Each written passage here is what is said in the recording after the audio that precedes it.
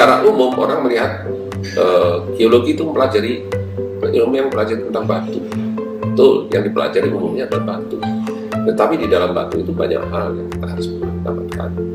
Nah, dengan pelajari proses-proses yang terjadi baik secara fisikal, ya fisis maupun chemical, kimia, termasuk aspek kehidupan. Nah, yang dipelajari oleh geologi, unsur kehidupannya itu luas. Sampai dengan kalau diistilahkan ada batasan waktu, itu adalah sekitar 10.000 tahun. Ya, dalam bahasa geologi itu disebut masa Holosin.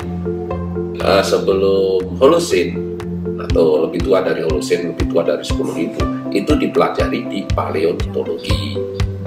Sedangkan setelah itu dipelajari dulu istilahnya kalau ada paleo, ada neo, disebut paleontologi, ada neoontologi, kemudian berkembang menjadi geologi.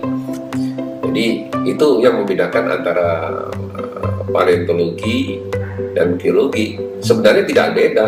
Paleontologi is a part of geologi, dia ada di dalam. Belajar basicnya adalah geologi. Di geologi itu nanti banyak cabang spesialisasi. Ada yang tertarik pada bidang batuan, mempelajari, mendalami batuan, itu disebut sebagai petrologi.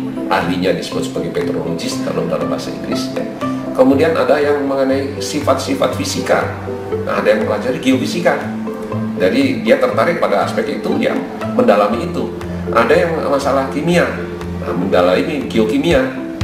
Kemudian ada yang masalah keteknikan, hubungannya dengan bangunan, longsor dan sebagainya. Maka mempelajari geoteknik istilahnya. Nah, saya tertarik pada fosil. Basic saya geologi, banyak teman juga basic geologi. Kemudian karena saya tertarik pada fosil, dan tertarik pada kehidupan masa lalu, ya saya memperdalam ilmu di dalam geologi yang namanya paleontologi. Dan itu mengembangkan diri dalam sana. Saya berikan satu ilustrasi ya. Betapa kalau sudah ada pameran di ITB atau di perguruan tinggi lain, misalkan ada pameran teknologi gitu ya. Katakanlah misalkan kami dari paleontologi diminta untuk memamerkan. Justru yang ramai itu ada dua, robot sama paleontologi. Mengapa?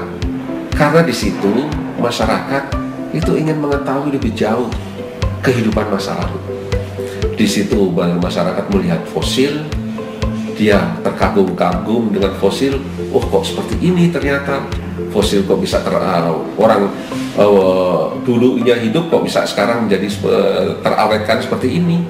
Ada fosil manusia, meskipun yang kami pamerkan itu adalah tiruannya, mereka sangat antusias menanyakan ini asli tidak, bagaimana bisa terjadi, bagaimana manusia dulu, dan seterusnya dan seterusnya.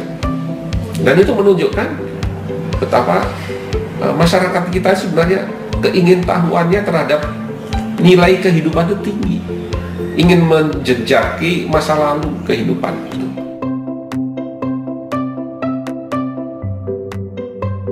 Kalau paleontologi itu sudah lama, jauh sebelum Van Es itu juga ada yang namanya, kalau kita bicara paleontologi ya, ada ahli fosil moluska, itu namanya Martin.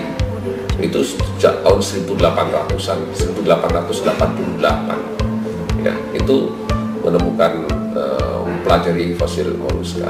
Kalau kita lihat perjalanan perkembangan paleontologi, terutama makro paleontologi di Indonesia, itu sejak kemerdekaan, apalagi kalau kita bandingkan dengan zaman Belanda, itu menyedihkan. Karena zaman Belanda itu banyak ahli yang tertarik. Kemudian kita mengenal nama besar Fourier, kita mengenal Peter Marks ya, itu ahli-ahli geologi, stratigrafi, sedimentologi dan paleontologi, mereka itu ya. Dan mereka kemudian menularkan atau memberikan ilmunya ke bangsa kita, dan itu pun tidak banyak tertarik ya. salah seorang yang tertarik dalam bidang paleontologi manusia, paleontologi vertebrata atau makro paleontologi di Indonesia saat itu ya, itu adalah almarhum Profesor Sartono.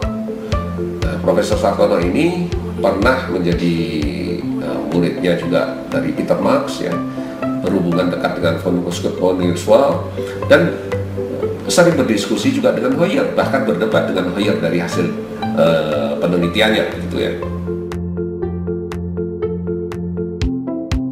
Nah, Sangiran begitu menariknya kalau dari aspek geologi, ansih dalam arti ya ansih itu ya geologi saja, itu sebenarnya selesai. Geologi Sangiran itu sangat mudah dari aspek geologi. Mau bicara apa? Mau bicara proses sedimentasi, mudah. Mudah dalam arti konteks ilmu dipelajari. Dalam konteks tektonik juga mudah, karena merupakan suatu kubah. Kubah itu adalah suatu lipatan, folding, dan itu secara mekanisme terjadi karena kompresi, karena tekanan kompresi, maka terlipat, selesai. Dari segi geologi selesai, tapi dari segi yang terkandung di dalamnya dan proses-proses mempelajari paleo environment-nya, ketika ada vertebrata, manusia, ada kulturnya, ya, ada produk dari budaya manusia di Sangiran, itu juga masih menjadi bahan perdebatan, ya, bahan penelitian yang tidak akan habis. Kita ingat dan harus selalu ingat bahwa ilmu tidak akan pernah selesai. Sangiran itu daerah yang hanya sekian luasnya, tetapi sudah menghasilkan berpuluh doktor, berpuluh master, ya, bahkan mungkin ratusan, belum lagi S1 dari penjuru dunia dan Indonesia, perguruan tinggi Indonesia. Dan itu pun belum selesai sampai sekarang. Penelitian yang tidak secara akademis, tapi research, tidak dikaitkan dengan kegiatan akademis untuk mendapatkan gelar lah, katakanlah sekolah itu ya. Itu research dari berbagai negara. Kita sebut Jepang, Inggris, Perancis, Australia, Amerika, Jerman. Berlomba-lomba datang ke sana untuk dan melakukan kerjasama dengan berbagai perguruan tinggi dan lembaga penelitian Indonesia ke Sangiran.